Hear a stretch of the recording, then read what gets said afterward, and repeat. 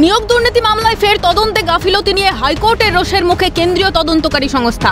কেন্দ্রীয় তদন্তকারী সংস্থার অফিসারদের চূড়ান্ত সতর্ক থাকার নির্দেশ বিচারপতি অমৃতা সিনহার। প্রাথমিক নিয়োগ দুর্নীতি মামলায় সোমেন নন্দী, রমেশ মালিকের আবেদনের মামলা। বিচারপতি অমৃতা সিনহার এজলাসে মুখবন্ধ খামে রিপোর্ট জমা দিল সিবিআই।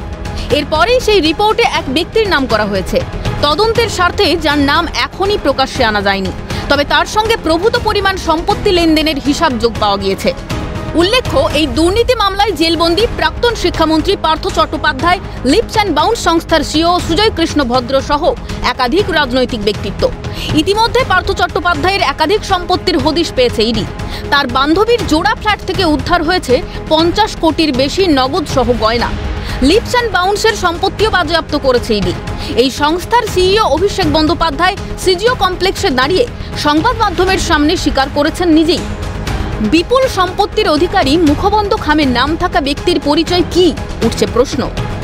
জমা দেওয়া মুখবন্ধ খামের রিপোর্টে উল্লেখ, নিয়োগ কাণ্ডে সম্প্রতি 10 কোটি টাকার সম্পত্তি বাজেয়াপ্ত করা হয়েছে। ওখানে এক ব্যক্তির উল্লেখ আছে, তিনি গভীরভাবে এই দুর্নীতিতে যুক্ত বলে সিবিআই খোঁজ পেয়েছে। তবে তদন্তের স্বার্থে এখনই তার নাম প্রকাশ্যে আনা যাবে না।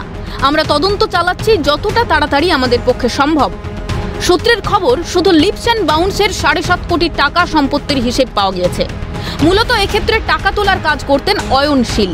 টাকা পৌঁছত পার্থ চট্টোপাধ্যায়, সুজয় কৃষ্ণ ভদ্র প্রমুখের কাছে। প্রাথমিক নিয়োগ দুর্নীতি মামলায় আড়াল থেকে কে কাজ করছে, মুখবন্ধ খামে নাম থাকা ব্যক্তির পরিচয় কি? ক্যালকাটা নিউজ।